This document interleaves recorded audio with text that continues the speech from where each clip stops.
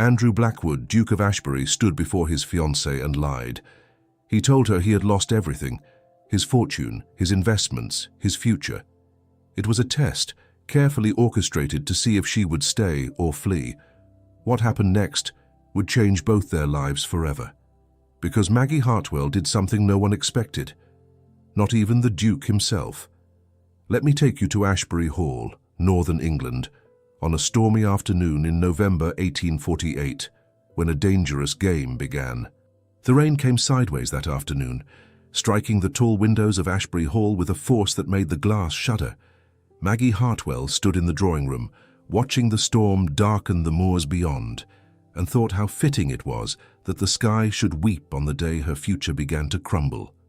Behind her, Andrew Blackwood, the 29-year-old Duke of Ashbury, paced before the fireplace with his hands clasped behind his back. His dark hair fell slightly across his forehead, and the scar that marked his left jaw caught the firelight, a thin white line that made him look both dangerous and vulnerable. Maggie had always wondered about that scar, but she had never asked.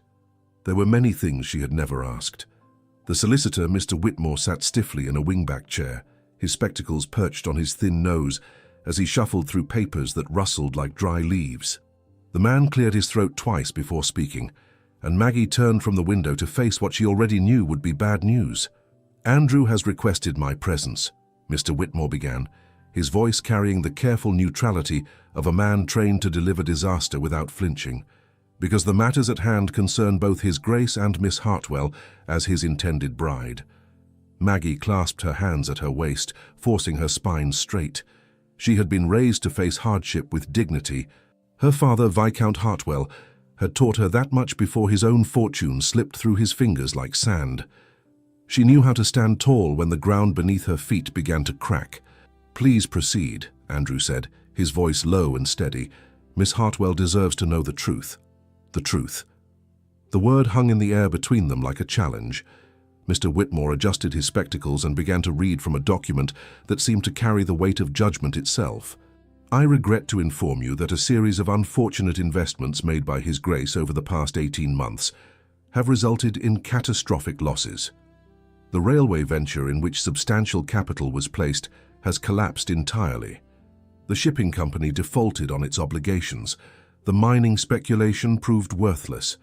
Maggie felt her breath catch, but she did not move. She watched Andrew's profile as the solicitor continued his litany of financial ruin, and she saw the muscle in his jaw tighten, the only sign that the words affected him at all. "The estate remains, of course," Mr. Whitmore continued, "but its maintenance requires significant expenditure. Without liquid capital, His Grace will be forced to make considerable reductions. Staff will need to be dismissed. Entire wings of the hall will be closed. The London house must be sold." Sold. The word fell like a stone into still water, sending ripples through everything Maggie had imagined her life would be. "How much remains?" Andrew asked, his voice carefully controlled. "Enough to survive, Your Grace, but not enough to maintain the appearance of wealth. You will have a home, but you will not have a fortune." The room fell silent except for the crackle of the fire and the endless percussion of rain against glass. Maggie felt the eyes of both men turn toward her, waiting for her response. This was her moment to prove what she was made of, to show whether she was the practical bride they all believed her to be, or something else entirely. She took a breath that filled her lungs with the smoky warmth of the fire, lifted her chin, and met Andrew's gaze directly. His eyes were dark, unreadable, searching her face for something she could not name. "Then we will build from the ashes, my Duke," she said, her voice steady despite the trembling in her hands. "Fortune may fall and rise again, but dignity remains if we choose to carry it."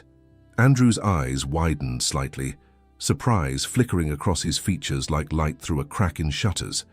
He had expected tears, perhaps, or recriminations. He had expected her to withdraw, to break their engagement with the graceful excuse that circumstances had changed. He had not expected this. "Miss Hartwell," Mr. Whitmore began, "perhaps you do not fully comprehend the severity—" "I comprehend perfectly, sir," Maggie interrupted, her tone polite but firm. "I comprehend that the man I agreed to marry is still the man standing before me. Titles and estates do not make a person worthy. Character does." She turned to Andrew, and for a moment the world narrowed to just the two of them, the solicitor fading into irrelevance, the storm outside becoming nothing more than distant thunder. She saw the way Andrew's throat worked as he swallowed, the way his hands unclenched at his sides, as though he were releasing something he had been holding too tightly. "If you will still have me, Your Grace, I will stand beside you through whatever comes. We will face it together." Andrew took a step toward her, then stopped himself, as though afraid that moving closer would shatter whatever fragile thing had just formed between them. His voice when he spoke was rough with an emotion Maggie could not quite identify. "You would stay? Even now? Even knowing what this means?" "I would stay because of what it means," Maggie replied. She lifted her hand and let it rest lightly against the front of his coat, her gloved fingers touching the fine wool as though anchoring herself to something solid in a shifting world. "We will manage the household accounts together. We will find efficiencies. We will survive this, Andrew. We will more than survive." Her use of his given name, spoken for the first time without the formality of his title, seemed to strike him with unexpected force. He covered her hand with his own, the warmth of his palms seeping through the thin leather of her glove, and for a long moment they simply stood there, breathing in rhythm, connected by touch and by something neither of them had words for yet. "Mr. Whitmore cleared his throat again, gathering his papers with an awkward rustling that broke the spell. "I shall prepare the necessary documents," he said, rising from his chair. "With your permission, Your Grace, I will begin arrangements for the staff reductions tomorrow." "See to it," Andrew said without looking away from Maggie. "And Whitmore?" "Discretion, if you please." "Of course, Your Grace." The solicitor bowed slightly and left the room, his footsteps fading down the corridor like the retreat of winter. When they were alone, Andrew released Maggie's hand, but did not step away. Instead, he lifted his fingers to trace the line of her jaw, a touch so light it might have been imagined, and Maggie felt her breath hitch in her throat. "You surprise me, Margaret Hartwell," he said softly. "I thought I knew what manner of woman you were. I thought I understood your reasons for accepting my proposal. And what did you think those reasons were?" she asked, her voice barely above a whisper. "Security, position, the things any sensible woman would want." Maggie smiled, a sad, knowing curve of her lips that carried more weight than laughter. "Perhaps I wanted those things. Perhaps I still do. But I also want to know that the man I marry is someone I can respect, someone who faces difficulty with courage rather than bitterness. You have shown me that today, whether you meant to or not." Andrew's thumb brushed across her cheekbone, and Maggie closed her eyes at the tenderness of it. When she opened them again, she saw something in his expression that made her heart turn over in her chest, something that looked almost like shame. "What is it?" she asked. He shook his head, dropping his hand and turning back toward the fire. "Nothing. Only that I am not certain I deserve your faith in me." "Then earn it," Maggie said simply. "We have time." But did they? Andrew stared into the flames and thought of his grandfather's will, of the clause that demanded he marry before his 30th birthday or lose everything. That birthday was 2 months away. He had constructed this entire charade, this elaborate test of Maggie's character, because he needed to know that someone would love him for who he was, rather than what he possessed. Now, watching her move to stand beside him at the fireplace, seeing the way the light played across her face and caught the auburn glints in her dark hair, he felt the first stirrings of something he had not anticipated. Guilt. And beneath the guilt, something even more dangerous. The beginning of genuine feeling. Maggie stood close enough that her sleeve brushed his arm, and she gazed into the fire as though seeking answers in the dancing flames. "I know this is not what you wanted," she said quietly. "This marriage was an arrangement between families, a matter of alliance and convenience. But perhaps in the midst of hardship we might find something more." "Perhaps," Andrew echoed, the word a prayer and a lie all at once.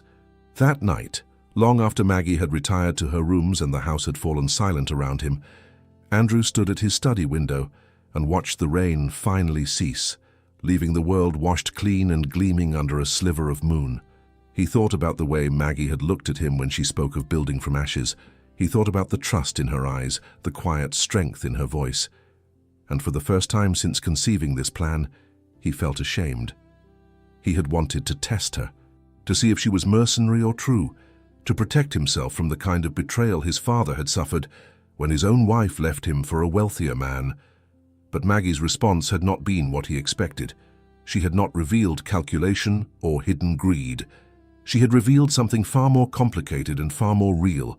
She had revealed herself to be exactly the kind of woman he could love, and that terrified him, because now he would have to continue the lie. He would have to watch her sacrifice and struggle, and offer up pieces of herself to save a fortune that was never truly lost. He would have to test her again and again, all while pretending to be something he was not. The alternative was to tell her the truth now, to end the charade before it went too far. But what would that accomplish? She would know he had lied. She would know he had manipulated her to see what she was made of. She would leave and he would lose her, and the requirement of his grandfather's will would go unfulfilled. No. He had begun this game. He would see it through to the end, even if, in winning, he lost something more valuable than any inheritance. Even if, in testing her heart, he broke his own. Morning broke pale and cold over Ashbury Hall. Maggie woke before dawn, dressed in a simple grey wool dress, and made her way downstairs while most of the household still slept. She had learned early, after her mother's death, that survival lay in understanding the details others overlooked. The kitchen was already warm when she arrived. The cook and 2 kitchen maids looked up in surprise, their hands stilling over bread dough and kettles. "Miss Hartwell," the cook said, wiping flour-dusted hands on her apron, "is something amiss?" "Not at all, Mrs. Davies," Maggie replied. "I wondered if you might show me the household accounts. His Grace and I will be reviewing expenditures today." The women exchanged uncertain glances. They were not accustomed to a future duchess who appeared in the kitchen before breakfast to discuss accounts. "The ledgers are in the housekeeper's office, miss," Mrs. Davies said slowly. "Then I shall speak with Mrs. Pemberton after breakfast. In the meantime, might you tell me what provisions we use most?" As they talked, describing the rhythms of the household, the waste that occurred when meals were prepared for a duke who often dined alone, Maggie listened with focused attention. This was how one saved a household, not through grand gestures but through careful accumulation of small efficiencies. Andrew found her an hour later, seated at the kitchen table with borrowed slate and chalk, making notes. He stood in the doorway unnoticed and watched her. She had rolled up her sleeves, and he could see the pale skin of her forearms, the elegant turn of her wrists as she wrote. Something twisted in his chest. Guilt, yes, but also admiration. "Miss Hartwell," he said, and she looked up with a start, colour rising in her cheeks. "Your Grace," she said, standing quickly. "I apologize. I should have asked your permission before taking an interest in your future home." Andrew interrupted, moving closer. "I think that shows admirable initiative, not presumption." The servants found sudden reasons to be busy at the far end of the kitchen. Andrew moved to stand beside Maggie, close enough to smell the faint lavender scent of her hair, and looked down at her notes. "You have been thorough," he observed. "I have been practical," Maggie corrected. "If we are to reduce expenditures without reducing quality of life, we must first understand where the money goes. And what patterns have you seen?" Maggie met his eyes with characteristic directness. "Waste," she said quietly. "Not through negligence, but through habit. Meals prepared for 20 when only you are dining. Candles replaced weekly in rooms rarely used. Small things, Your Grace, but they accumulate." Andrew felt his throat tighten. She was right, of course. Now she was proposing to dismantle assumptions of abundance, piece by careful piece, to save a fortune that did not actually need saving. He should stop this. He should tell her the truth now. Instead, he heard himself say, "What do you propose?" Maggie's eyes lit with enthusiasm. "Let me review the full household accounts. Give me 2 weeks, and I will present you with a plan that reduces expenditure by 1/3 without dismissing anyone or closing any wings." 2 weeks, Andrew repeated. "And you believe this is possible?" "I know it is possible," Maggie said with quiet confidence. "When my father's investments failed, we did not abandon our home or our people. We found ways to sustain both dignity and household. I can do the same here." Andrew looked at her, at the determination in her face, the strength in her bearing, and felt something shift inside him. This was not mercenary calculation. This was genuine care, someone who saw a problem and moved to solve it, who thought of servants who might lose their positions and sought to protect them. He reached out and took the slate from her hands, his fingers brushing against hers. The touch was brief, perhaps accidental, but it sent a shock of awareness through him that made his breath catch. Her skin was warm, her hands smaller than his, but strong, capable. "Very well," he said, his voice rougher than intended. "You have your 2 weeks. I will instruct Mrs. Pemberton to give you full access to the accounts." "Thank you, Your Grace," Maggie said softly. Her eyes searched his face. "You will not regret this," but he already did. Not regret for giving her permission, but regret for the lie that made her efforts necessary. The morning passed in activity. Andrew watched from a distance as Maggie moved through the household with quiet authority. She met with Mrs. Pemberton, spreading account books across the desk and asking questions that revealed both intelligence and empathy. She toured the domestic quarters, noting which rooms could be consolidated, which tasks combined. She sat with the seamstress and discussed ways to mend rather than replace. By midday, word had spread that Miss Hartwell was not there to judge, but to help. The servants who had watched her with wary suspicion began to regard her with tentative hope. Perhaps this woman who did not shrink from difficulty would be the kind of duchess who understood that a great house stood or fell on the loyalty of its people. Andrew found himself drawn to wherever she was, inventing reasons to pass through rooms she occupied. He told himself he was merely observing, but the truth was simpler and more complicated. He wanted to be near her. He wanted to watch the way she moved, efficient and graceful at once. Late in the afternoon, he found her in his study, seated at his desk with ledgers spread before her. She had removed her gloves to write, and he found himself staring at her bare hands, at the ink stain on her right index finger, at the way she bit her lower lip in concentration. "You have been at this for hours," he said from the doorway. "You should rest." She looked up, blinking as though returning from a great distance. "I want to finish this section before dinner. If I am right, we can reduce coal expenditure by closing the east wing during winter months and concentrating the household in the west and central sections." Andrew moved into the room and came to stand beside the desk, looking down at her neat columns of figures. "And the staff who maintain the east wing can be reassigned to areas that need additional care." Andrew leaned closer, placing his hands on the desk on either side of the ledger, effectively caging her in, without touching her. He could feel the heat of her body, smell the lavender and ink and something uniquely hers. "Where did you learn to do this?" he asked quietly. "To manage accounts like a steward rather than a lady." Maggie's hands stilled on the pages. "Necessity is a thorough teacher, Your Grace. When my mother died, there was no one else to manage the household. My father was buried in grief and debt. If I had not learned, we would have lost everything. But you did not lose everything." "No," she said, finally lifting her eyes to meet his. "We did not. Because I learned to see what needed to be done, and to do it without pride or hesitation." They were very close now, close enough that Andrew could see the flecks of gold in her brown eyes, close enough to count the freckles that dusted the bridge of her nose. He had never been this close to her before, never allowed himself to truly look at her as anything other than a solution to a problem. Now he looked, and he saw a woman who was beautiful, not in spite of her practicality, but because of it. A woman he was beginning to want in ways that had nothing to do with his grandfather's will. "You are remarkable, Margaret Hartwell," he said, the words escaping before he could stop them. Color bloomed in her cheeks, but she did not look away. "I am only doing what needs to be done." "No," Andrew said. "You are doing far more than that." He reached out and took the pen from her hand, his fingers closing over hers for a moment longer than necessary. He felt her pulse jump beneath his thumb where it rested against her wrist, felt the way her breath quickened. The air between them seemed to thicken, charged with something neither of them had acknowledged until this moment. "Your Grace," she whispered, but she did not pull away. "Andrew," he said, "when we are alone, call me Andrew." Her eyes widened slightly. "That would not be proper." "Nothing about our situation is proper," he replied. "We are engaged to be married. Soon you will be my wife.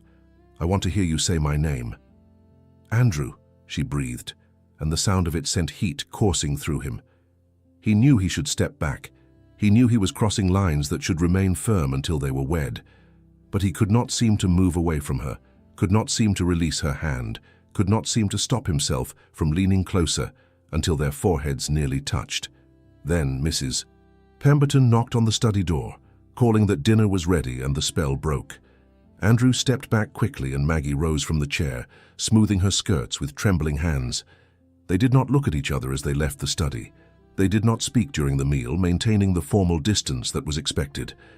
But under the table, when Maggie reached for her wine glass, her knee brushed against his, and neither of them moved away. That night, Andrew stood alone in his chamber and stared at his reflection in the mirror.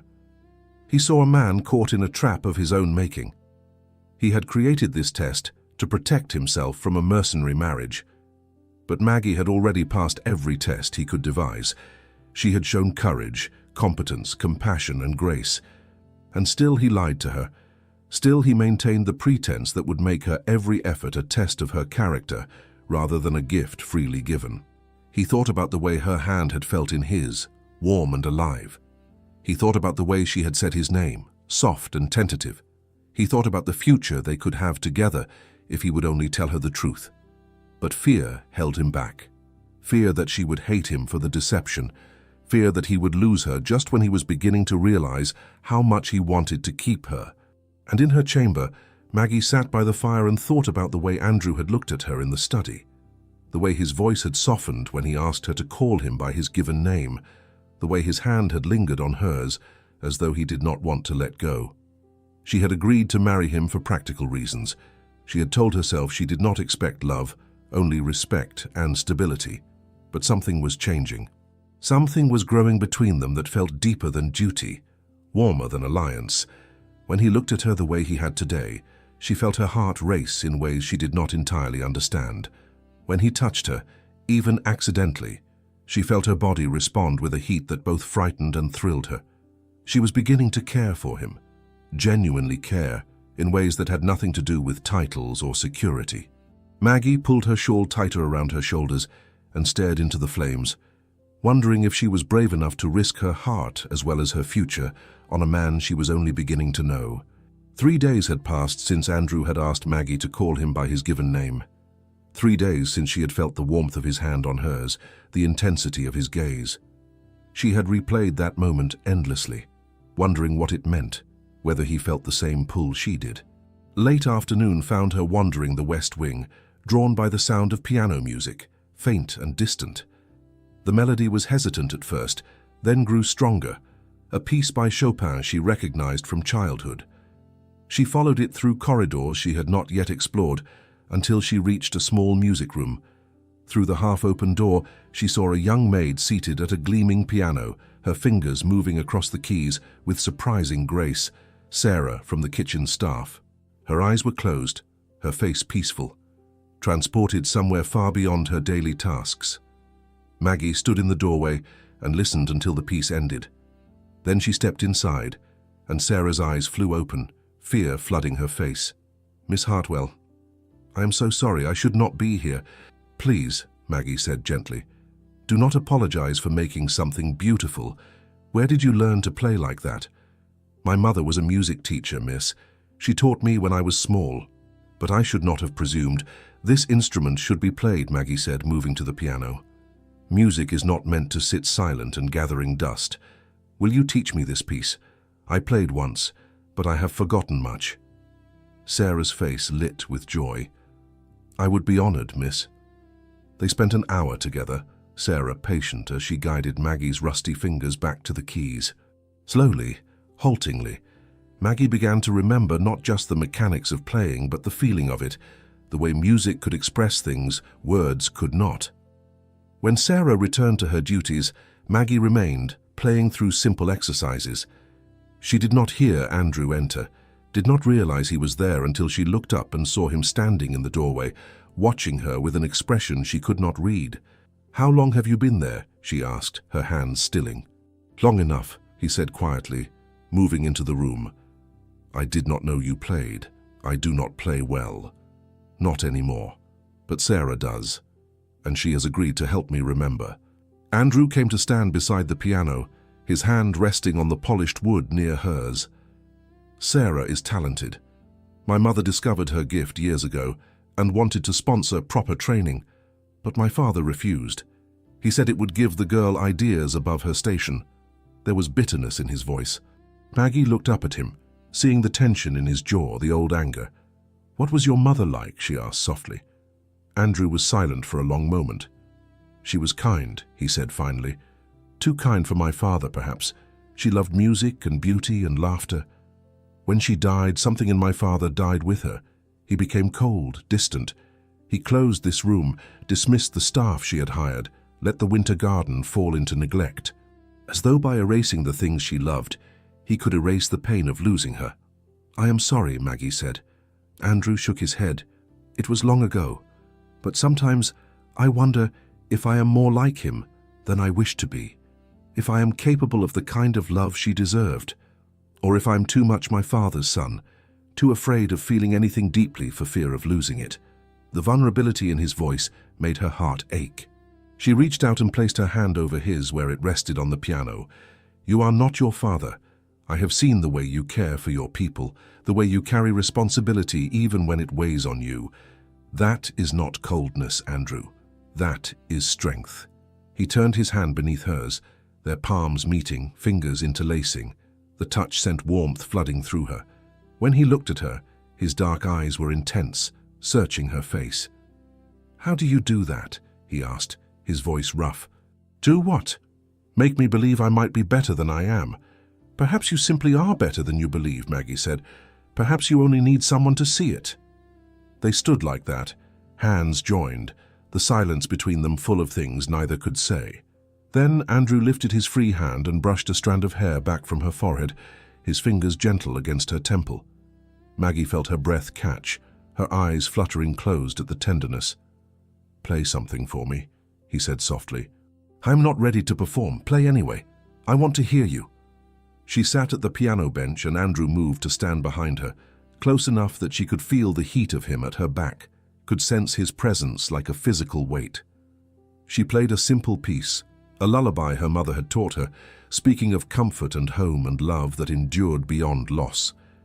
Her fingers stumbled, her tempo uneven, but she played through to the end. When the last chord faded, she felt Andrew's hand come to rest on her shoulder, his thumb brushing against the nape of her neck where her hair was pinned. "Beautiful," he murmured, and she did not know if he meant the music or something else entirely. She turned on the bench to look up at him, and the expression on his face stole her breath. There was longing there, and something that looked almost like pain, as though he were fighting a battle with himself and losing. "Andrew," she whispered, and then his hand was cupping her cheek, his thumb tracing the line of her jaw, and she was leaning into his touch. He bent closer, and for a heartbeat, she thought he might kiss her, wanted him to with an intensity that shocked her. But instead he pressed his forehead to hers, his eyes closing, his breath mingling with hers.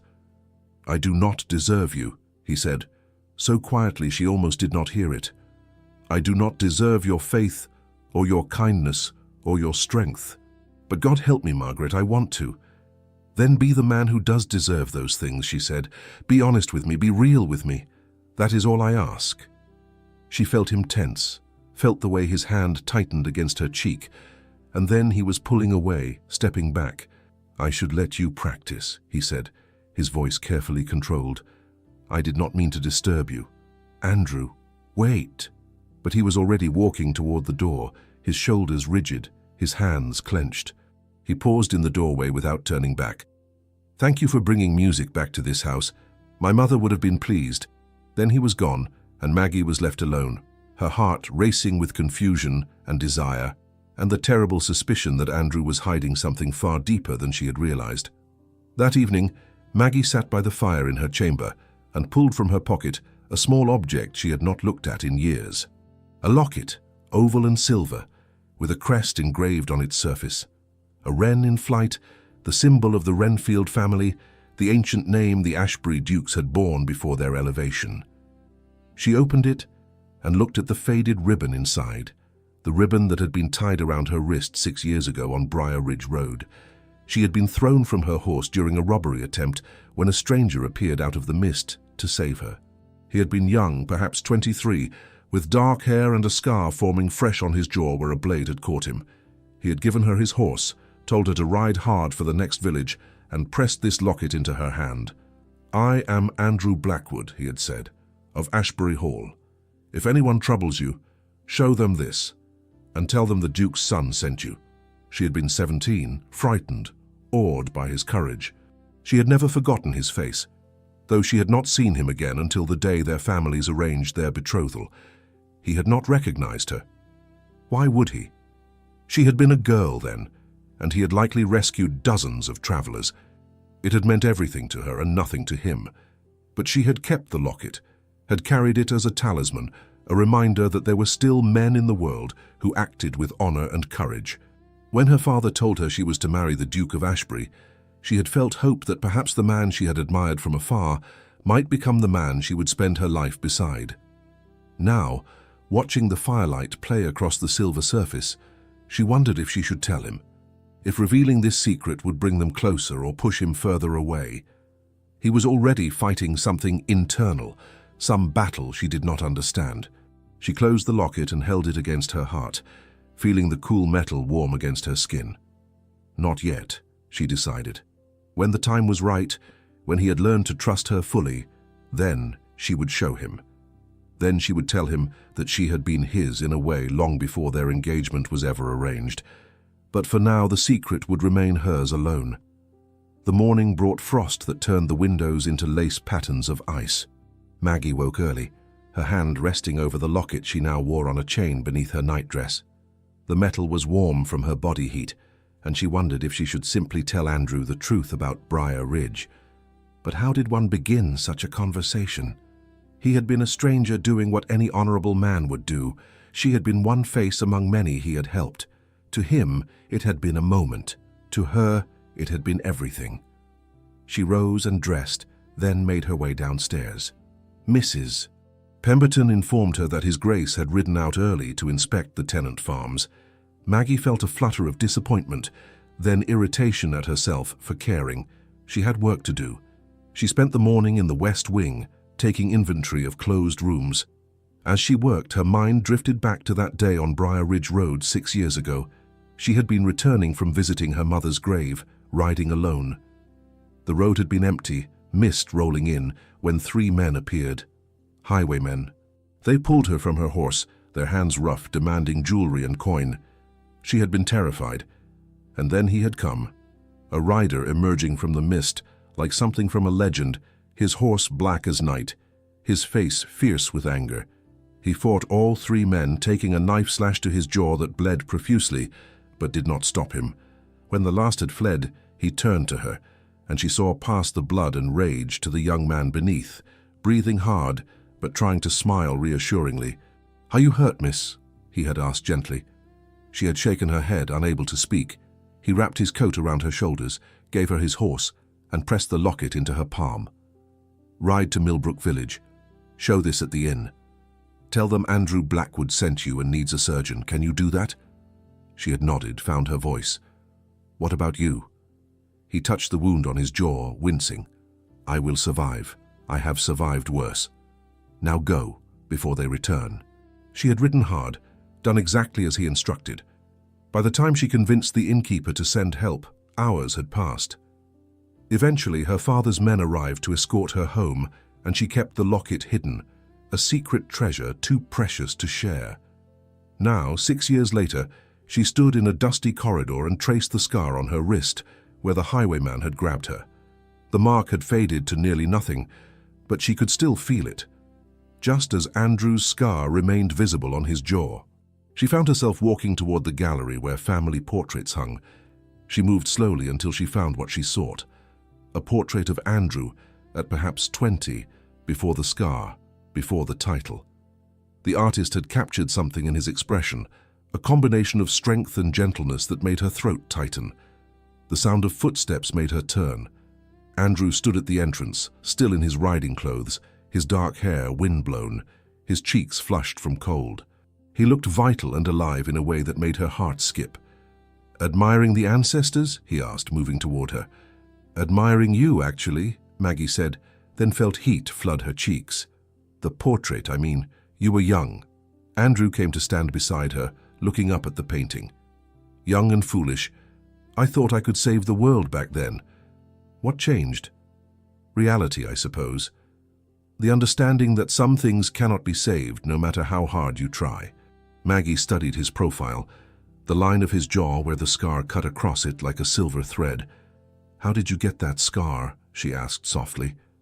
Andrew's hand moved unconsciously to touch it. "A knife fight. Nothing of consequence."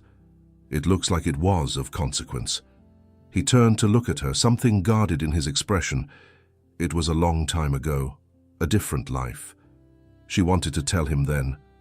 Wanted to say, "I know. I was there. I remember everything." But the guardedness in his eyes stopped her. He was already keeping secrets. Adding her revelation seemed cruel. Instead, she reached out and touched his jaw, her fingers gentle on the scar tissue. "You were brave. Whatever happened, I hope you know that." Andrew's breath caught, his hand coming up to cover hers, pressing her palm against his face. "Margaret," he said, his voice rough. The moment stretched between them, charged with everything unspoken. Then Andrew dropped his hand and stepped back. "I should change for dinner. The tenants had concerns that took longer than I anticipated." "Of course. Did you resolve their concerns?" "Most of them. The rest will require more time, more resources we do not have." He rubbed his face tiredly. "Sometimes I wonder if I am doing enough." "You are doing everything you can with what you have," Maggie said firmly. "No one could ask more than that. You have more faith in me than I deserve." "Then prove me right," she said. He smiled, but it did not reach his eyes. "I will try." After he left, Maggie remained in the gallery, staring up at the portrait. She pressed her hand to the locket beneath her dress and made a decision. She would not tell him about Briar Ridge. Not yet. Not until this test he was putting himself through, whatever it was, had reached its conclusion. He needed to find his own way to worthiness. And when he did, when he finally looked at her and saw her truly, then she would show him the locket. Then she would tell him that he had been her hero long before he became her intended husband. That evening, Andrew sat in his study with Thomas Pembroke, his oldest friend and the estate's steward. They had grown up together, and Thomas knew Andrew better than anyone. "You are torturing yourself," Thomas said, swirling brandy in his glass, "and torturing her in the process." Andrew stared into the fire. "I need to know, Thomas. I need to be certain that she loves me for who I am, not what I represent." "And what will it take to convince you?" Thomas asked. "She has stayed when anyone else would have fled. She has worked tirelessly to save your household. She looks at you as though you hung the moon. What more proof do you need?" Andrew's jaw tightened.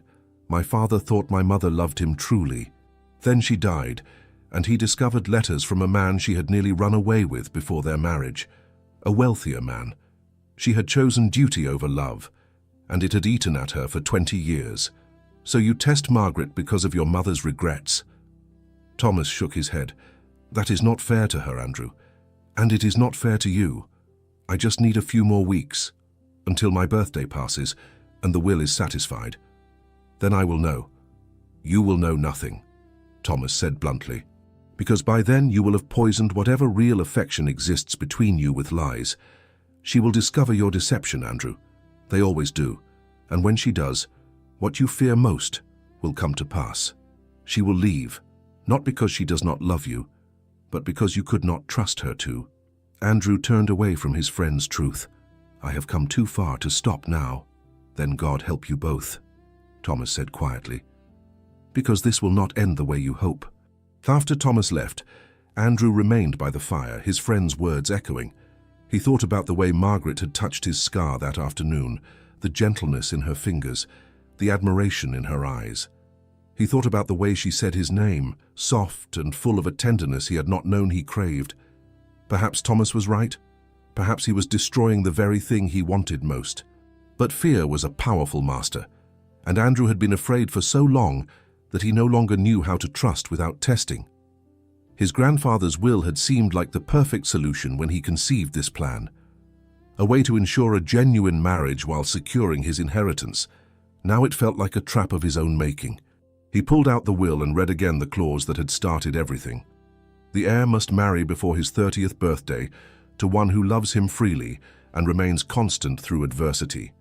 Constant through adversity. That phrase had given him the idea for the false bankruptcy. But what constituted adversity? And what constituted love?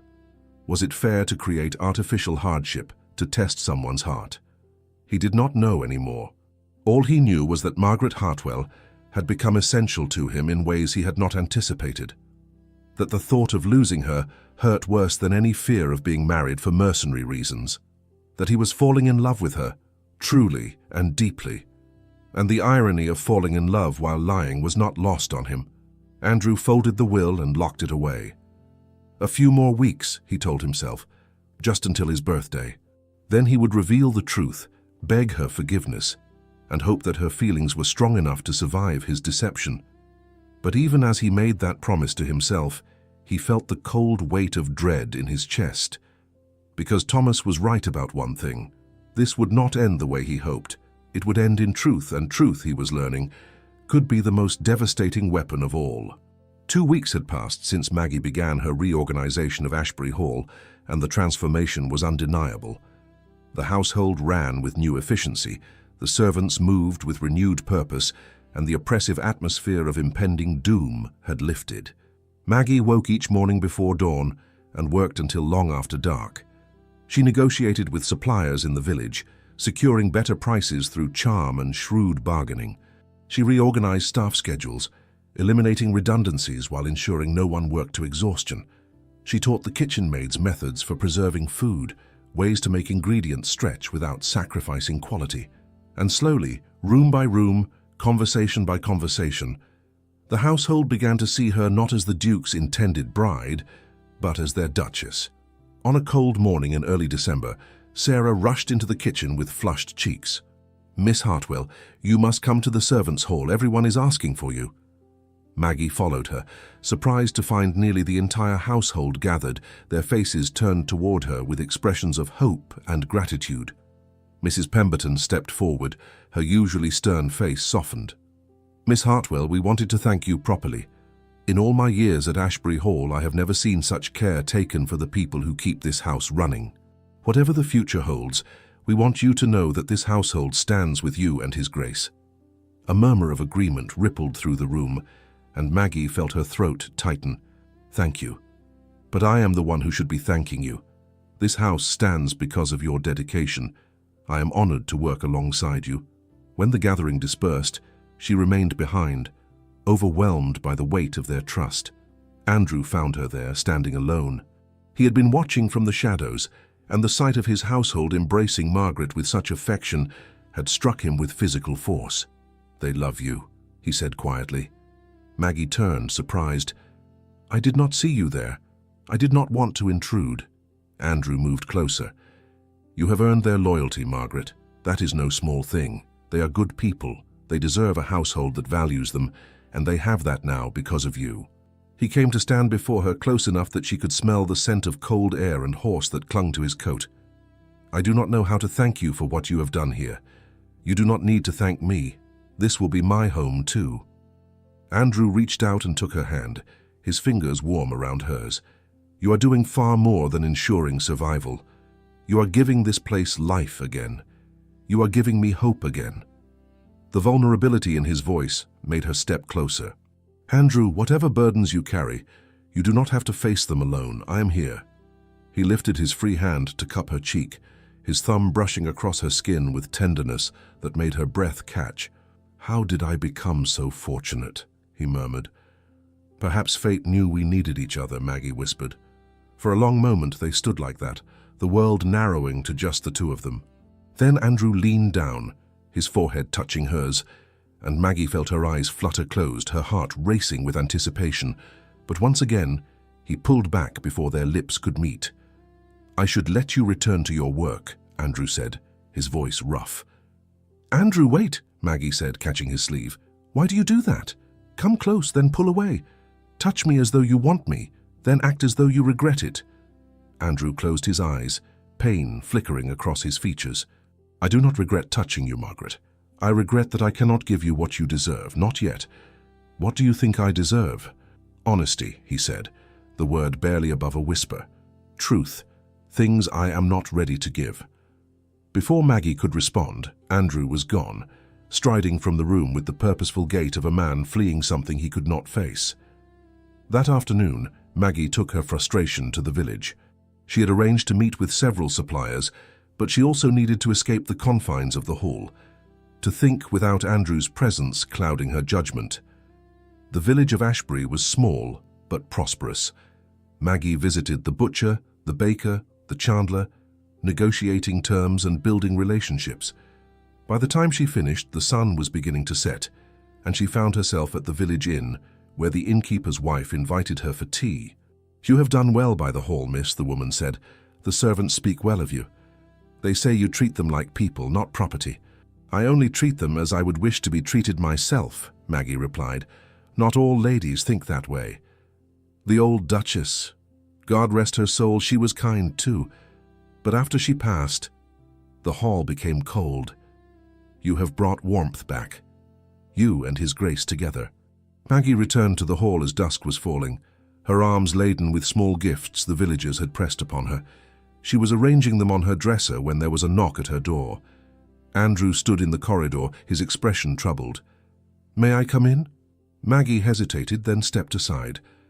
"I owe you an apology," Andrew said once the door was closed. "I have been unfair to you, drawing close, then retreating.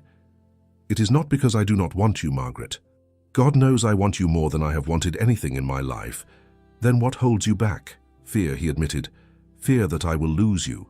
Fear that I am not the man you believe me to be. Fear that when you truly know me, you will leave." Maggie moved to stand before him, lifting her hands to frame his face. "I am not going anywhere, Andrew. Whatever secrets you keep, whatever past haunts you, I am staying. Do you hear me? I am staying." He pulled her close then, his arms wrapping around her, holding her as though she might disappear if he loosened his grip. She felt his heart pounding against her chest, felt the tremor that ran through his body, and realized that this strong, proud man was terrified. She held him back, her hands stroking his back, offering comfort without words. They stood like that for a long time, and in that embrace, something shifted, something settled. When Andrew finally pulled back, his eyes were bright with emotion. "Thank you," he said simply. "For what?" "For not giving up on me." After he left, Maggie sat by her fire and stared at the gifts from the village. The carved wren seemed to stare back at her, and she thought about the locket beneath her dress, about the secret she still kept, about the complexity of love and truth and the spaces between them. Downstairs in his study, Andrew poured himself brandy with shaking hands. Thomas found him there, staring into the fire with the expression of a man at war with himself. "You are going to lose her," Thomas said without preamble, "not because she does not love you, but because you are testing her when you should be earning her." Andrew turned to his friend, his face haggard. "What choice do I have, Thomas? The will requires—" "Damn the will," Thomas interrupted. "You are using your grandfather's requirement as an excuse to avoid risking your heart. The longer you maintain this charade, the more you risk what you claim to want to protect. She will discover the truth, Andrew, and when she does, it will not matter that you were afraid. What will matter is that you lied, that you tested her, that you could not trust her enough to simply love her." The words hit like blows, each one true, each one unbearable. Andrew sank into his chair. "What do I do?" "Tell her the truth." Thomas's voice was gentler now, before she discovers it herself. "Tell her about the will, about the test, about your fear. Give her the choice to stay or leave with full knowledge. That is the only way forward that has any honor in it. And if she leaves, then she was never yours to keep. But I do not think she will leave, Andrew. I think she will be hurt, yes, angry, certainly.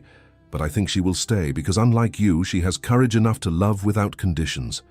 After Thomas left, Andrew sat alone in the darkness, his friend's words echoing in his mind. Tomorrow, he told himself, tomorrow he would tell her everything. He would risk her anger, her disappointment, her possible departure. Because Thomas was right. The only way forward was truth. But as he made that promise to himself, fear whispered in his ear, suggesting reasons to wait one more day, just one more day, because some truths, once spoken, could never be taken back. And Andrew was not yet brave enough to face what that truth might cost him. The next afternoon arrived cold and bright, sunlight glinting off frost-covered grounds. Maggie had spent the morning finalizing her plans for the household budget, her careful calculations showing they could maintain both dignity and solvency through the winter. She carried her ledger toward Andrew's study, eager to share the good news, her heart lighter than it had been in days. As she approached, she heard voices through the partially open door. Andrew and Thomas, their tones serious. She should have announced herself, should have knocked, but something in their cadence made her pause. "You cannot continue this," Thomas was saying. "The birthday deadline is 3 weeks away. What happens when she discovers you have been testing her all along?" Maggie's hand froze on the door handle. "She will understand," Andrew replied, though his voice lacked conviction. "Once I explain about my grandfather's will, about the requirement that I marry someone who loves me freely and remains constant through adversity. Once she knows the fortune was never truly lost. You staged a bankruptcy to test her loyalty?" Thomas's voice rose with disbelief. "Andrew, do you hear yourself? You created artificial hardship to see if she would stay. That is not love. That is manipulation." The ledger slipped from Maggie's suddenly numb fingers, hitting the floor with a thud that seemed to echo through the corridor. The voices inside stopped abruptly. For a long moment, Maggie stood frozen, her mind struggling to process what she had just heard. Staged, test, never truly lost. The words repeated themselves, each one a fresh wound. Then rage, hot and cleansing, flooded through her. She pushed the door open fully and stepped inside. Both men turned. Andrew's face went pale, his eyes widening with the realization of what she must have heard. Thomas stepped back, clearly wishing he were anywhere else. "Miss Hartwell," Andrew began, his voice hoarse. "Do not," Maggie said, her voice shaking but firm. "Do not speak to me as though nothing has changed. I heard you, Andrew, I heard everything. Margaret, please let me explain." "Explain what?" "That you lied to me. That you fabricated a crisis to test whether I was mercenary enough to abandon you. That every moment of supposed vulnerability, every expression of gratitude was part of some elaborate examination." "It was not like that," Andrew said, moving toward her. His hands reached out as if to touch her, but she stepped back sharply. "Then what was it like? Tell me, Your Grace.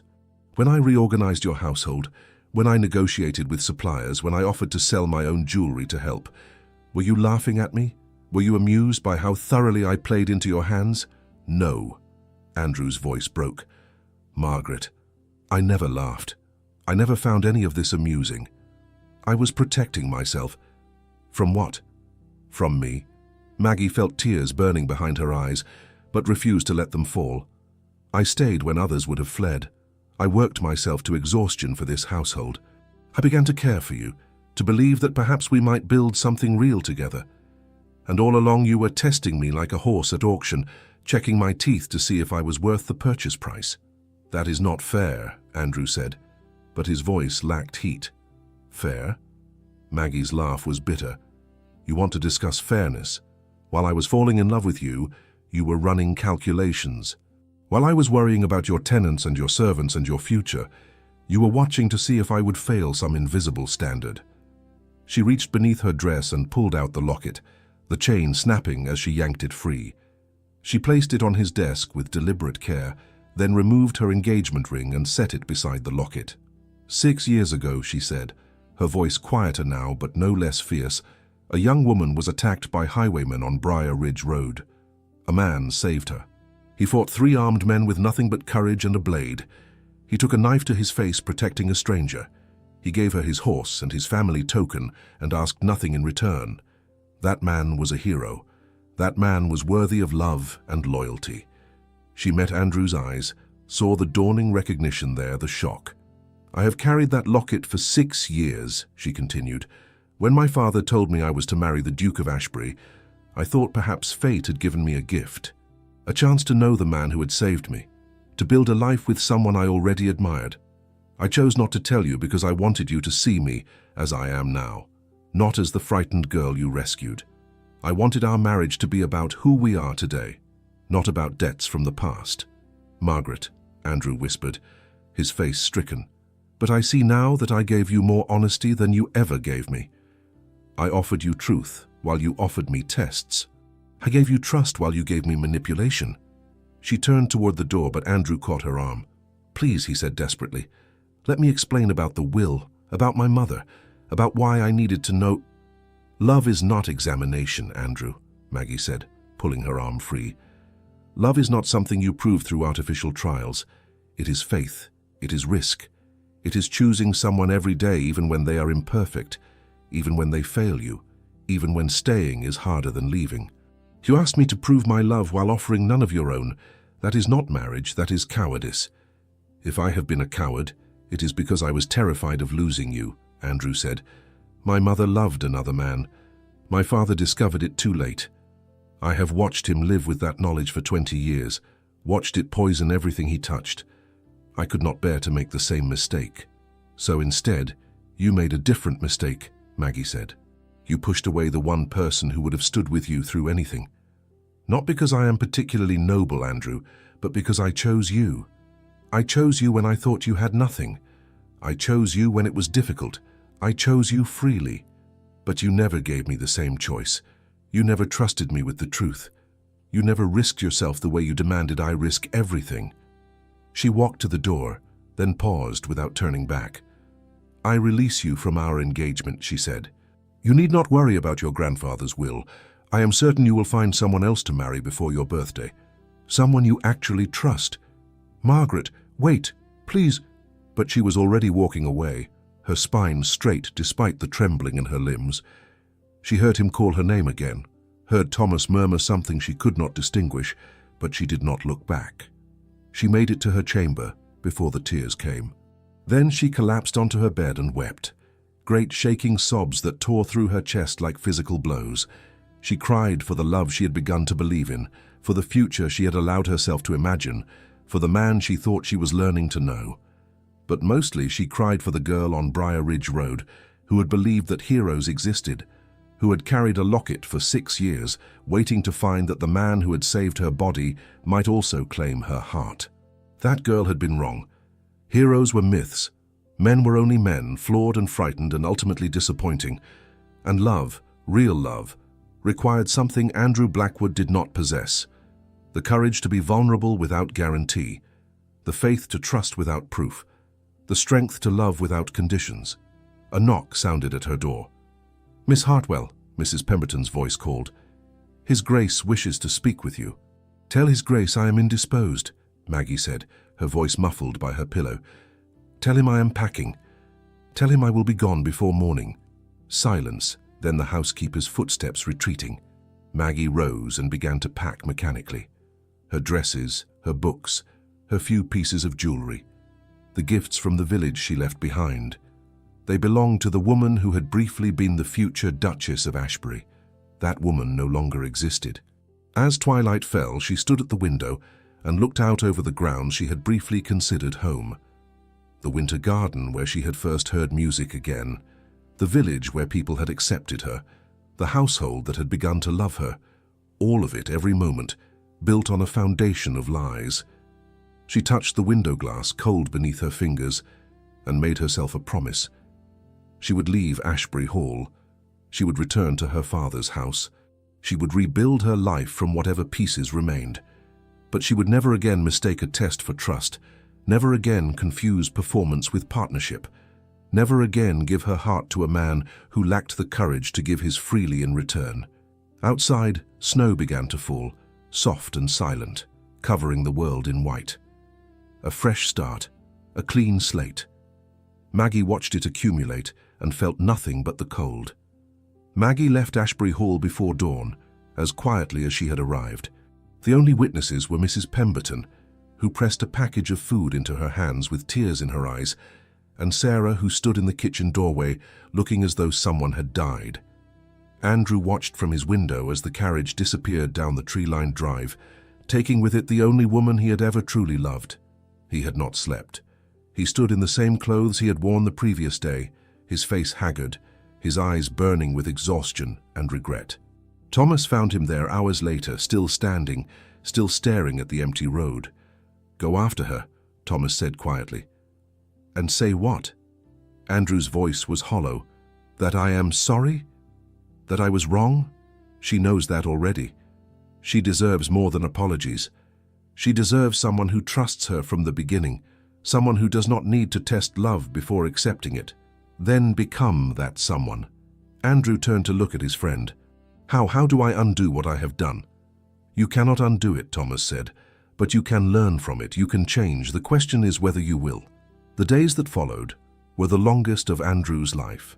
The household moved around him like ghosts, their faces carefully neutral, their disappointment palpable. They had loved Margaret. They had begun to hope for a future where Ashbury Hall was warm again, where joy lived alongside duty. Now that hope was gone, and Andrew was responsible. A week after Maggie's departure, Andrew rode to Everleigh Manor. The journey took most of a day, and the weather turned cruel halfway through, sleet stinging his face, wind cutting through his coat. He arrived half frozen and was shown into a modest drawing room where Viscount Hartwell waited. The older man did not rise when Andrew entered. He simply looked at him with eyes that held both disappointment and understanding. "Your Grace," the Viscount said, "I wondered if you would come. I need to speak with you about your daughter," Andrew began, but Hartwell held up a hand. "My daughter arrived here 3 days ago with her belongings and her dignity intact. She told me what transpired. She asked me to inform you, should you inquire, that she wishes you well but has no desire for further contact. Sir, I made a terrible mistake." "Yes, you did." Hartwell's voice was not unkind, but it was firm. "You tested a woman who had already proven herself worthy. You demanded she demonstrate love while offering none of your own. These are the actions of a man governed by fear rather than courage." "I was trying to protect myself," Andrew said weakly. "From what? From the possibility of being loved? From the risk of trusting someone?" Hartwell shook his head. "My daughter lost her mother young. She learned to manage a household, to make difficult decisions, to sacrifice her own comfort for others. She accepted your proposal not because she needed your wealth, Your Grace, but because she believed she could build something meaningful with you. You threw that gift back in her face. How do I make this right?" "I am not certain you can," the Viscount said. "But if you truly wish to try, you must first understand what you have lost. Not a convenient wife or a solution to your inheritance problem. You have lost a partner, a friend, someone who would have stood with you through any genuine hardship. That is not something you can replace by your 30th birthday, no matter how urgent your grandfather's requirement." Andrew left Everleigh Manor with those words echoing in his mind. He did not ask to see Maggie. He knew he had forfeited that right. His next stop was the cottage of Mrs. Brennan, the woman who had been Maggie's governess after her mother's death. The old woman received him with cool politeness and served weak tea in chipped cups. "She was 17 when the bandits attacked her," Mrs. Brennan said after Andrew explained why he had come. "She rode for hours to get help, terrified they might still be following. When she finally reached safety, she collapsed. The surgeon told us later that the man who saved her had prevented something far worse than robbery." "I did what anyone would have done," Andrew said quietly. "You did what a hero would do," Mrs. Brennan corrected. "And she remembered. For 6 years she carried your token. She never told anyone about it, not even her father. But I knew. I saw her take it out sometimes when she thought no one was watching. She would hold it and smile, as though remembering something precious." Andrew felt his throat tighten. "She showed it to me yesterday when she left." "Good," Mrs. Brennan said sharply. "I hope it haunts you. That girl gave you something rare. Not just loyalty or competence, though God knows she proved both. She gave you her faith. Her belief that the man who saved her once might be worthy of saving her again, this time from loneliness and a practical marriage. You took that faith and crushed it beneath your own cowardice." The words were harsh, but Andrew could not argue with them. He thanked the old woman and left, each conversation adding weight to the burden he carried. That night, alone in his study, Andrew pulled out his grandfather's will and read it again with new eyes. The heir must marry before his 30th birthday, to one who loves him freely and remains constant through adversity. He had focused on remains constant through adversity, had created false adversity to test constancy, but he had ignored the more important phrase, loves him freely. How could love be free when it was being examined? How could it be genuine when it was performed under observation? His grandfather had not meant for him to test anyone. He had meant for Andrew to be the kind of man who inspired genuine love, who earned constancy not through trials but through his own character, who was worthy of someone staying not because they passed an examination, but because they wanted to. Andrew had failed that requirement completely. He reached for paper and ink, began to write a letter to his grandfather's solicitors, formally renouncing his claim to the inheritance. He would keep the entailed properties, the title, the responsibilities that came with being Duke of Ashbury. But the fortune his grandfather had accumulated, the investments and accounts and liquid assets, he would surrender. The letter took hours to compose. He explained his decision, acknowledged his failure to understand his grandfather's true intent, and accepted the consequences. When he finished, he sealed it and set it aside for morning delivery. Then he began a second letter, this one to Maggie. He did not beg her to return. He did not ask forgiveness. He simply told her the truth about his mother's letters, discovered after her death, about the man she had loved but married out of duty, about watching his father's heart break slowly over 20 years, about the fear that had shaped Andrew into someone who tested rather than trusted. I am sorry, he wrote, not just for lying to you, but for failing to see that in fearing my father's fate, I created it. He lived with a wife who loved someone else. I drove away a woman who loved me. The outcome is the same. A life half-lived, a heart protected by walls so high that nothing can reach it, including joy. He wrote about the locket, about finally understanding why his act of courage 6 years ago had mattered more than he knew. I saved you from bandits, he wrote, but you tried to save me from myself, and I refused the rescue. That is a regret I will carry forever. He ended with a promise. I am renouncing the inheritance, not as a gesture to win you back, but because my grandfather was right. I am not yet worthy of what he intended for me. Perhaps someday I will be. But that will take work, change, time. I do not ask you to wait for that man. I only ask that you remember him, the man on Briar Ridge Road, with kindness. He was better than what I became. But perhaps with effort, I can be that man again. He sealed the letter but did not send it. Not yet. First, he needed to prove to himself that he meant what he wrote. Outside, snow fell thick and silent, covering the world in white. Andrew watched it accumulate and felt, for the first time since Maggie left, something other than despair. Not hope exactly, but something close to it. The beginning of understanding. The first step toward change. The winter without Maggie would be long and cold. But perhaps by the time spring arrived, he would be someone worthy of the second chance he did not deserve but desperately wanted. If she would give it, if she could forgive, if love, real love, was strong enough to survive the wounds he had inflicted. Those were questions only time would answer. But for now, Andrew had work to do, not on his household or his estates, but on himself. The hardest work of all. Andrew's 30th birthday arrived with a blizzard. Snow fell so thick, the world beyond the windows disappeared into white. He woke alone. The fire burned low, the room cold. Today was the deadline. By midnight, according to his grandfather's will, he should be married.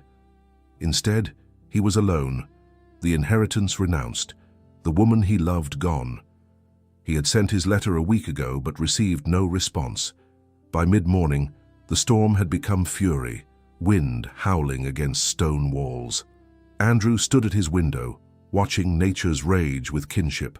He felt like that storm inside. A knock at the study door. "Your Grace," Mrs. Pemberton said, "there is someone here to see you. I am not receiving visitors today. I believe you will want to see this one, sir." Something in her tone made him turn. Behind her, shaking snow from a heavy cloak, stood Maggie. Andrew's heart stopped, then started again, too fast. She looked thinner, her face pale from cold. But her eyes were clear, her chin lifted with familiar determination, and she held a document. "You came back," Andrew said, his voice barely above a whisper. "I received your letter, Maggie replied. "All of it. Every word. I meant every word." "I know." She moved closer. "I also received a visit from Thomas. He told me about the inheritance renunciation, about your visits to my father and Mrs. Brennan, about how you have spent these weeks trying to become worthy rather than simply protesting that you were. I do not expect you to forgive me, Margaret. I do not expect anything. You were right about everything. I was a coward. I tested you when I should have trusted you." "No, there is not," Maggie agreed. "But there is explanation and understanding and the possibility of starting again, if we choose to." She held up the document. "This is a marriage license. Simple, no banns required, valid until midnight. I obtained it before I left my father's house. I have been carrying it for 2 days, deciding whether to use it or burn it." Andrew's breath caught. "Margaret, I was hurt, Andrew, devastated, but these weeks gave me time to understand that fear makes us do terrible things. Time to remember that I kept secrets too. I never told you about Briar Ridge because I wanted you to see me as I am now. Perhaps that was its own kind of test. That does not excuse what I did, no, but love is not about perfection. It is about choosing someone even when they fail you. It is about forgiveness and the courage to be vulnerable again, even when you have been hurt." She moved closer, close enough that he could see snowflakes melting in her hair. "I am here because I choose you, not despite your flaws, but with full knowledge of them. I am here because I believe the man who saved me still exists inside you. I do not deserve this. Perhaps not, but I am offering it anyway. The question is whether you are brave enough to accept it, whether you can trust me, truly trust me without tests, whether you can love me freely." She held out the license. "We can marry today, right now. We can fulfill your grandfather's requirement, not because we must, but because we choose to. Or I can walk away. The choice is yours, but this time it must be made honestly. No more tests, only truth." Andrew took the license from her hands, his fingers brushing hers. Then he pulled her close, holding her as though she were the most precious thing in the world. "I choose you," he said against her hair. "I choose truth. I choose to trust you with everything I am, including my broken, fearful heart. I love you, Margaret Hartwell, not because you passed some test, but because you are extraordinary. Because losing you taught me what truly matters." Maggie pulled back to look up at him. "Then prove it. Marry me. Not for an inheritance or a deadline, but because you want to build a life with me. A real life, built on honesty." Andrew cupped her face. "I want nothing more." They were married an hour later in the small chapel, with Thomas and Mrs. Pemberton as witnesses. The ceremony was simple, but when Andrew said "I do," he meant it with every fiber of his being. And when he kissed his wife for the first time as her husband, when he felt her lips soft and warm against his, he knew he had been given a gift he had not earned, but would spend his lifetime proving worthy of. As the afternoon wore into evening, as the storm continued outside, Andrew and Maggie found themselves alone in the small sitting room adjacent to the master chambers, a fire burning bright. "I was terrified you would not come," he admitted quietly. "I was terrified I was making a mistake," Maggie replied. "But then I realized that not coming would be the greater mistake." She turned to face him, beautiful in the firelight. "Andrew, I need to know you truly see me. Not as the girl you saved, not as the woman who reorganized your household, but as I am. Imperfect. Stubborn." He moved closer, his hands framing her face. "I see you, Margaret. I see your courage and your stubbornness and your pride. I see the way you bite your lip when you concentrate. I see all of you, and I love all of you." "Then show me," Maggie whispered. "Show me that this is real." Andrew leaned down and kissed her, properly this time, without restraint. Her lips parted beneath his, and his hands slid to her waist, pulling her closer. She made a small sound, her fingers tangling in his hair, and he deepened the kiss, pouring into it everything he had been too afraid to express before. When they broke apart, both breathing hard, he rested his forehead against hers. "My wife," he murmured. "My husband," Maggie replied and smiled. He led her through the connecting door into the master chamber. The room was warm, candles lit, the bed made with fresh linens. Maggie's breath caught slightly, nervousness flickering across her face. We do not have to. I want to, Maggie interrupted. I want all of it. The real marriage, the real partnership, the real intimacy. No more holding back. She reached up and began unpinning her hair, letting it fall in dark waves. Andrew watched, transfixed, as she shrugged out of her shawl. "Let me," he said hoarsely, and she nodded. He moved behind her, his fingers working the buttons with trembling care. Each one revealed more of her pale skin, the delicate curve of her spine. When the dress fell away, he pressed a kiss to her shoulder blade, feeling her shiver. She turned in his arms, her hands moving to his waistcoat, pushing it off. His shirt followed, and then her palms were flat against his chest, feeling the beat of his heart. "Andrew," she whispered, wonder in her voice. He lifted her, carried her to the bed, laid her down gently. Then he followed, his body covering hers.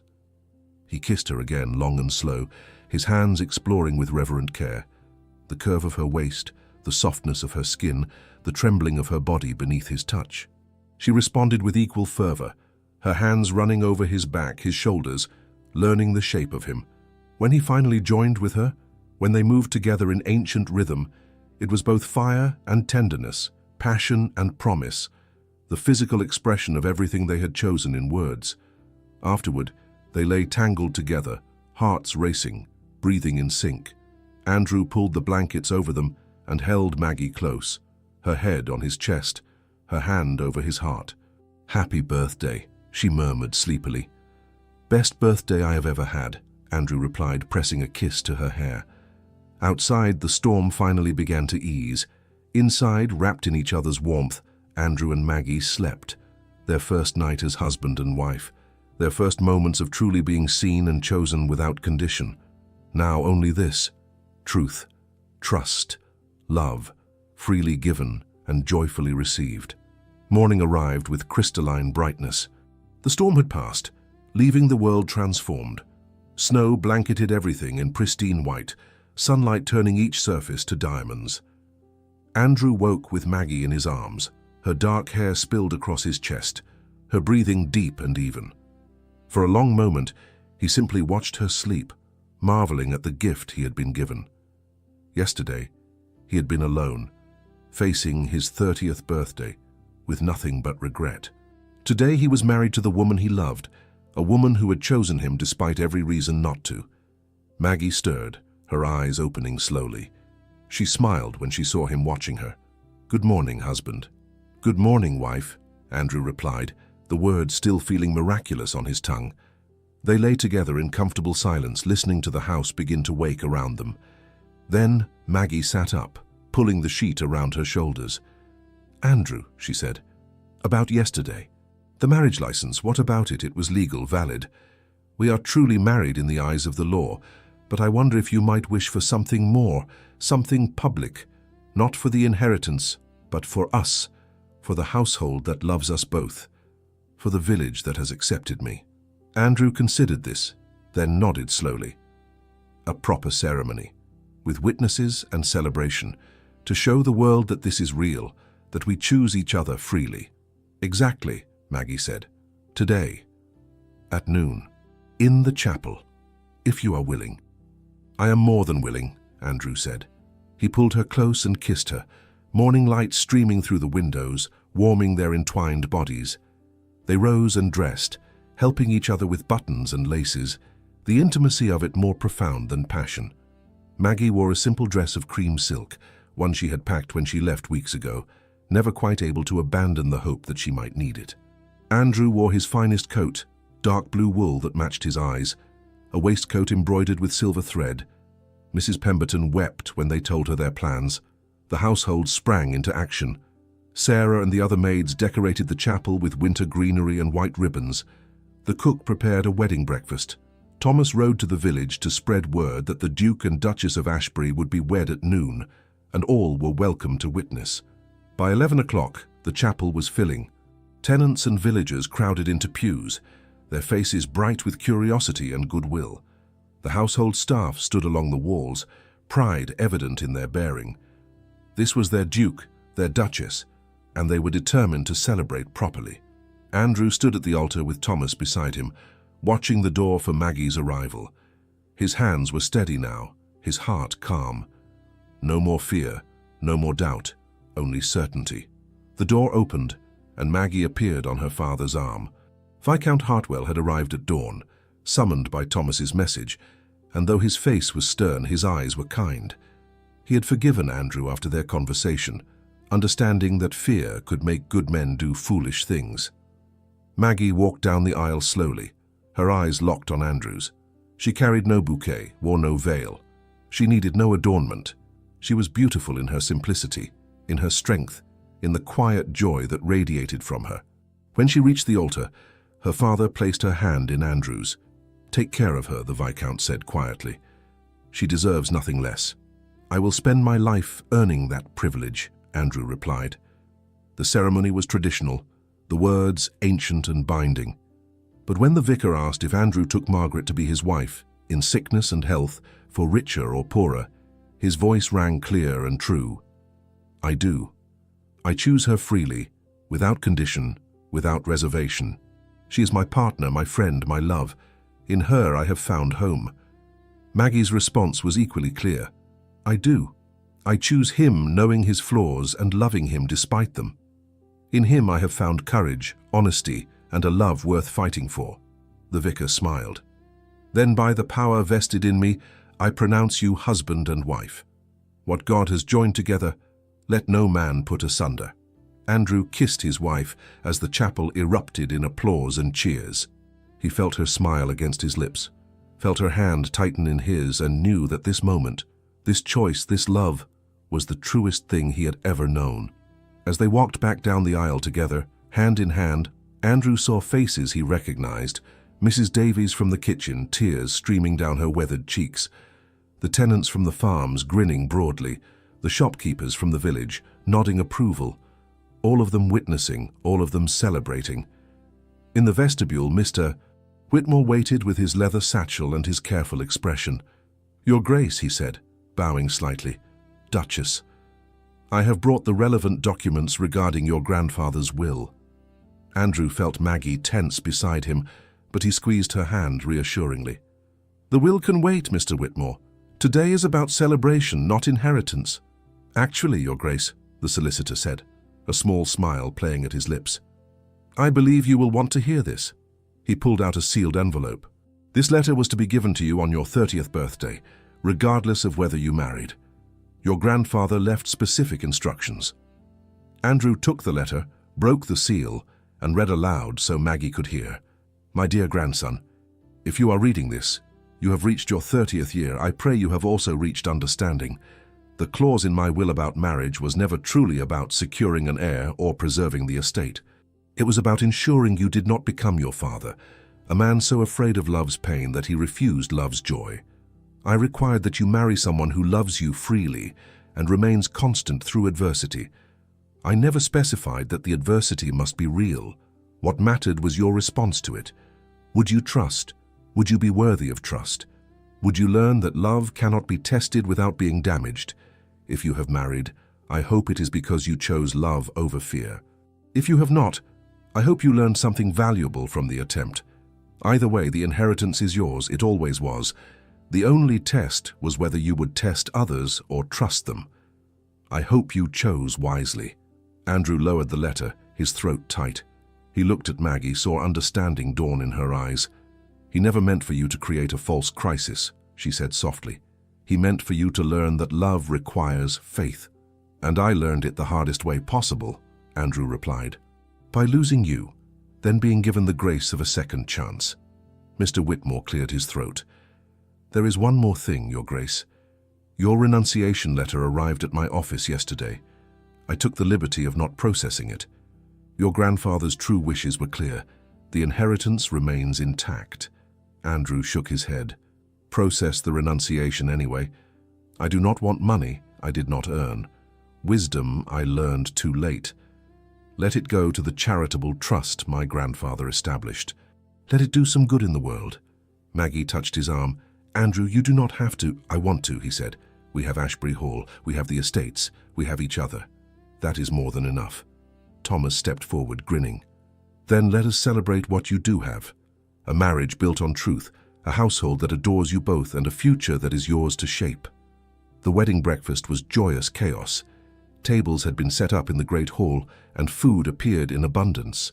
The villagers mingled with the household staff, formality abandoned in favor of genuine celebration. Sarah played piano while others danced. Children ran through corridors that had been too quiet for too long. Laughter echoed off ancient walls, bringing warmth back to cold stone. Andrew and Maggie moved through the crowd together, accepting congratulations, sharing stories, being part of something larger than themselves. When Maggie laughed at something Mrs. Davies said, Andrew caught his breath at the sound. When she looked at him across the room, her eyes full of love and mischief, he felt his heart expand with a joy so profound it bordered on pain. As afternoon shadows lengthened, the crowd began to disperse. Families returned to their homes, staff returned to their duties, and quiet settled over Ashbury Hall once more. Andrew and Maggie stood in the great hall, alone for the first time since morning. The remains of celebration surrounded them, evidence of shared joy. Maggie moved into his arms, resting her head on his chest. "We did it," she said. "We chose each other, publicly and honestly. No more secrets, no more tests, no more," Andrew agreed. "Only truth from now on." He lifted her chin and kissed her, slow and sweet, a promise without words. When they broke apart, Maggie was smiling. "Take me upstairs," she said. "I want to celebrate our marriage properly." Again. Andrew laughed, swept her into his arms and carried her toward the stairs. She shrieked with surprise and delight, her arms wrapping around his neck. "What are you doing?" "Carrying my wife over the threshold. Properly this time. You are ridiculous. You love me anyway." "I do," Maggie said, her voice softening. "God help me, I do. God help us both," Andrew replied, "because I am never letting you go." He carried her up the stairs, through corridors filled with afternoon light into their chamber, where a fire already burned bright. He set her down gently, kissed her deeply, and proceeded to show her exactly how much he loved her, how grateful he was, how completely she owned his heart. And later, wrapped in each other's arms once more, they made plans for the estate, for the village, for the life they would build together. Plans based on partnership, not tests, on trust, not fear, on love, freely given and joyfully received. Outside, the winter sun set in shades of rose and gold. Inside, Andrew and Maggie began their marriage the way it should have begun from the start. With honesty, with faith, with the courage to love without conditions. And that, they both knew, was worth more than any inheritance. 5 years had transformed Ashbury Hall from a house haunted by ghosts into a home alive with purpose. Maggie stood at the window of what had once been the closed music room and watched carriages arrive for the annual charity gala. The winter garden beyond, now fully restored, glowed with lanterns hanging from revived rose trellises. "Mama," a small voice said, and Maggie turned to see her daughter, Eleanor, 4 years old, with her father's dark hair and her mother's determined chin. "Papa says the guests are arriving and you must come down." "Tell your father I will be there momentarily," Maggie said, kneeling to adjust Eleanor's ribbon, "and that he should ensure your brother has not escaped his nursemaid again." Eleanor giggled and ran off, her footsteps echoing through corridors that now rang regularly with children's laughter. Maggie took a moment to steady herself, touching the silver locket that once again hung around her neck. Andrew had returned it to her on their first anniversary, the chain repaired, the inscription inside newly engraved, "From rescue to forever." She made her way downstairs, where the great hall blazed with light and warmth. The gala raised funds for the Renfield School of Arts and Trades, the institution Maggie had founded 3 years ago for young women from working families. Girls like Sarah, who now taught piano there while pursuing her own musical career, sponsored by the Ashbury Endowment. Andrew stood near the entrance, greeting guests with the easy confidence of a man comfortable in his own skin. He had aged well, the silver threading through his dark hair only adding distinction, the scar on his jaw a reminder of the courage that defined him. When he saw Maggie descending the stairs, his face transformed with the same wonder he had shown 5 years ago. "Your Grace," he said formally, offering his arm. "You are breathtaking." "Your Grace," she replied with equal formality, taking his arm. You are shameless. Only with you, he murmured, low enough that only she could hear. Always with you. The evening progressed with music and dancing, with speeches about the school's success, with silent auction items that would fund another year of education for deserving students. Maggie moved through the crowd with practiced grace, accepting compliments and donations with equal warmth. During a break in the festivities, Thomas Pembroke found them on the terrace wrapped in winter cloaks against the cold. He had married the year after them to a kind woman from the village and now had 2 children of his own. Remember when you stood in your study, Andrew, refusing to tell her the truth, Thomas said, shaking his head with amusement. I thought you were the greatest fool in England. I was, Andrew agreed without hesitation. But Margaret gave me the chance to become less foolish. That is love, I think. Helping each other become better than we were. Still working on making you better, Maggie said, smiling. It is exhausting, but worth it, Andrew asked. She reached up and touched his face, her palm against his scarred jaw. Every day, after the guests departed, after the children were tucked into their beds, after the household settled into quiet, Andrew and Maggie made their way to their private sitting room. It was late, nearly midnight, but neither was tired. This was their ritual, established in that first year and maintained ever since. Truth Night, they called it. One evening each month when they sat together before the fire and spoke with absolute honesty about fears, failures, hopes, and dreams. No judgment, no defensiveness, only truth. Andrew poured 2 glasses of wine and handed one to Maggie.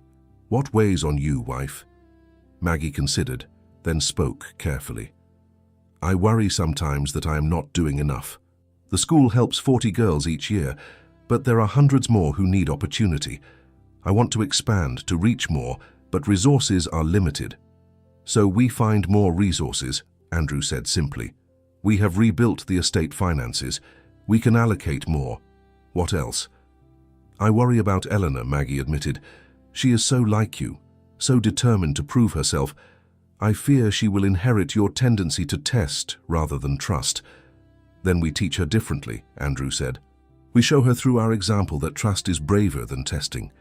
We tell her the stories of how we failed each other and how we forgave. We give her the wisdom we earned through pain so that she might avoid similar mistakes. Maggie nodded, then smiled. Your turn. What weighs on you? Andrew was quiet for a moment, staring into his wine. I received a letter from my father last week. He is ill, asking to see me, to meet his grandchildren before he dies. And you do not want to go. I do not know if I want to go, Andrew corrected. He made my mother miserable. He taught me to fear love rather than embrace it. But he is still my father. And I wonder if, now that I understand him better, I might be able to forgive him, to let go of old anger. Maggie reached out and took his hand. Then we will go.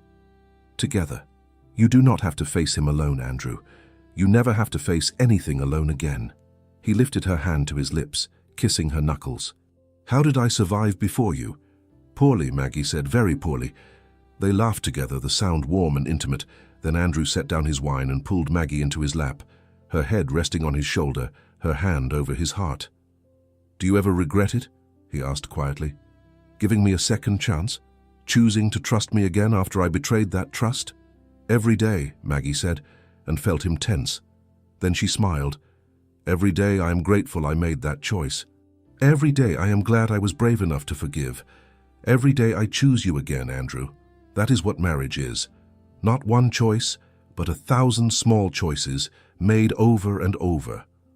I choose you too, Andrew said, every day, every moment, for the rest of my life. They sat in comfortable silence, watching the fire burn low. Outside, snow began to fall again, soft flakes drifting past the windows. Inside, warmth and peace and the deep contentment of 2 people who had fought for their love and won. Eventually they made their way to bed, helping each other undress with the easy familiarity of long partnership. Their lovemaking was unhurried, tender, the passion of years together rather than new discovery. And afterward, wrapped in each other's arms, they talked about tomorrow's plans, about the children's lessons, about the estate's needs, about all the ordinary, precious details of a shared life. Just before sleep claimed them, Maggie whispered, "When there are no tests, love survives any winter." Andrew, touching the scar on his jaw, the permanent reminder of the day he first saved her, replied, "And flourishes, Maggie, always."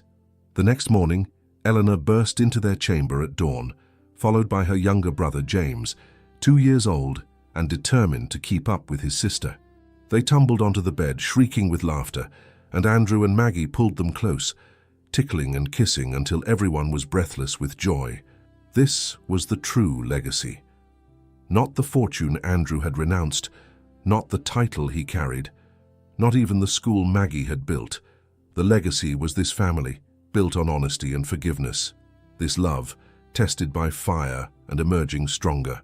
This home, where children learned that courage meant vulnerability, that strength meant admitting weakness, that trust was not naive, but brave. Later that morning, Maggie stood in the entrance hall preparing for a visit to the school. Eleanor clung to her skirts, begging to come along. Andrew appeared with James on his shoulders, both of them grinning. "Take her," he said. "Let her see what you have built. Let her understand that women can create change in the world." "Come here, Eleanor," Maggie said, and her daughter ran to her. "Today you will meet girls who are learning music and mathematics, art and accounting. They are becoming teachers and shopkeepers, musicians and businesswomen. They are proving that circumstances do not define destiny." "Like you did, Mama?" Eleanor asked. "Like we both did," Maggie said, glancing at Andrew. "Like anyone can, if they are brave enough to try." Andrew crossed to them and kissed Maggie's forehead, then Eleanor's. "Be remarkable," he told them both. "Come home safe always," Maggie promised. She left with Eleanor, the carriage carrying them toward the village. Andrew stood at the window watching them go, James still on his shoulders, pointing excitedly at birds in the snow. "That is your mama and sister," Andrew told his son. "The bravest women I know." "Brave like you, Papa?" James asked. "No," Andrew said, smiling. "Braver. Much braver." He carried his son inside, closing the door against the cold. Ashbury Hall stood solid and warm around them, filled with the sounds of life and purpose. The ghosts were gone. The fear had been conquered. What remained was love, freely given and gratefully received. And that, Andrew thought as he played with his son before the fire, was worth more than any fortune, any title, any inheritance. That was everything. The snow continued to fall outside, covering the world in clean white.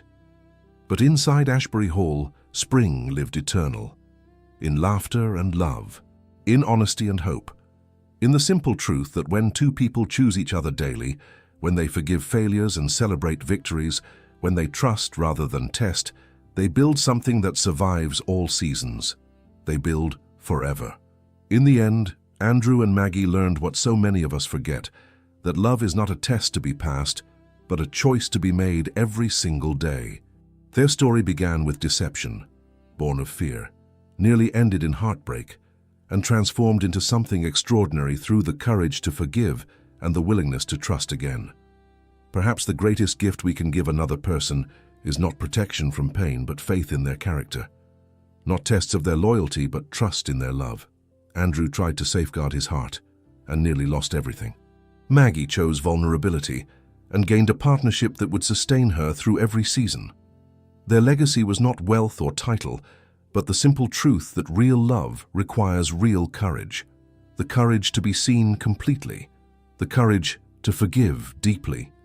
The courage to choose trust over fear, even when fear feels safer. What tests are we creating in our own relationships? What walls are we building that keep out not just pain but also joy? And what might we gain if we were brave enough to trust without proof, to love without conditions, to choose each other freely every single day? If this story moved you, please leave a like. It helps others discover these tales of love, courage, and second chances. Subscribe to this channel so you never miss a story. And leave a comment telling me where in the world you are listening from. I love knowing that these stories about the human heart connect us across distances. Thank you for spending this time with Andrew and Maggie. May their journey remind you that it is never too late to choose love, to offer forgiveness, or to become the person worthy of the trust you seek. Until the next story, remember, when there are no tests, love survives any winter and flourishes. Always.